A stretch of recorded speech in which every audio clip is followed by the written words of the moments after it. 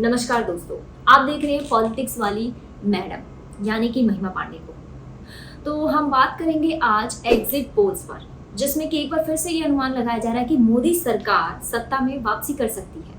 आखिरी चरण के मतदान खत्म होते ही एग्जिट पोल्स सामने आने लगे थे, जिसमें कि एक बार फिर से भाजपा के नेतृत्व वाले राष्ट्रीय जनतांत्रिक गठबंधन यानी कि एनडीए को फिर से सत्ता में वापसी के लिए अनुमान लगाया गया है। वहीं विपक्ष के महागठबंधन यानी कि इंडी गठबंधन को केवल 100 से 200 के बीच की सीटों पर जीत का ही अनुमान लगाया गया है। तो चलिए एक बार नजर डाल लेते हैं एग्जिट पोल्स के आंकड़ों पर। इंडिया न्यूज डी डायनामिक्स के सर्वे में एनडीए को 371 और इंडी को 125 सीटें, जन की बात में एनडीए को 362 से 392, जबकि इंडी गठबंधन को 141 से 161 और अन्य पार्टी को 10 से 20 सीटें जीतने की संभावना जताई गई है। रिपब्लिक भारत मैट्रिक्स सर्वे में एनडीए को 353 से 368 और इंडी को 118 से 133 और दूसरी पार्टी को 43 से 48 सीटें जीतने का अनुमान लगाया गया है। वहीं एनडीटीवी पोल ऑफ पोल्स में एनडीए को 365, इंडी को 142 और दूसरी पार्टियों को 36 सीटें जीतने की उम्मीद जताई गई है। अब ये एग्जिट पोल्स के सर्वे कितने सही साबित होते हैं और कितने सटीक होते हैं,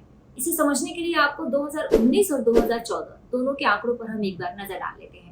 अगर हम 2019 के आंकड़ों को देखें तो 2019 में ज्यादातर एग्जिट पोल के अनुमान सही साबित हुए थे। उस समय कांग्रेस के नेतृत्व वाला यूपीए बस 91 सीटें ही जीत सका था, जिनमें से 52 सीटों पर कांग्रेस को जीत मिली थी, जबकि पश्चिम बंगाल के तृणमूल कांग्रेस यानी कि टीएमसी 22 सीटों के साथ तीसरी सबसे बड़ी पार्टी बनकर उभरी थी। वहीं 2014 के एग्जिट पोल्स के आंकड़ों की बात करें तो भले नंबर का खेल गड़बड़ हुआ हो, पर जीत तो एनडीए की ही हुई थी।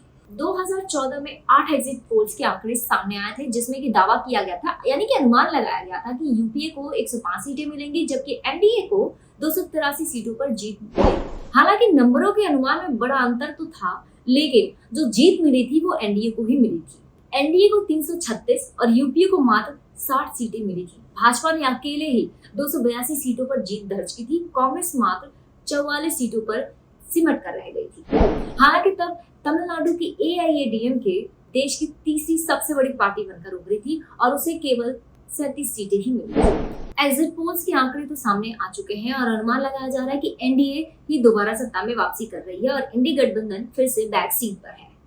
हालांकि 4 जून को ही यह स्पष्ट हो सकेगा कि जनता ने किसे अपनी नई सरकार के तौर पर चुना है। क्या उसने दोबारा से मोदी सरकार को मौका दिया है या पहली बार गठबंधन करके विपक्ष जो एक साथ आया है उसे मौका दिया है सत्ता चलाने के। दोस्तों, इस पर आपका क्या कहना है, आप कमेंट करके जरूर बताएं और यदि आपको वीडियो अच्छी लगे तो इसे लाइक भी करें और शेयर भी करें। इस वीडियो में इतना ही। जय हिंद, जय भारत।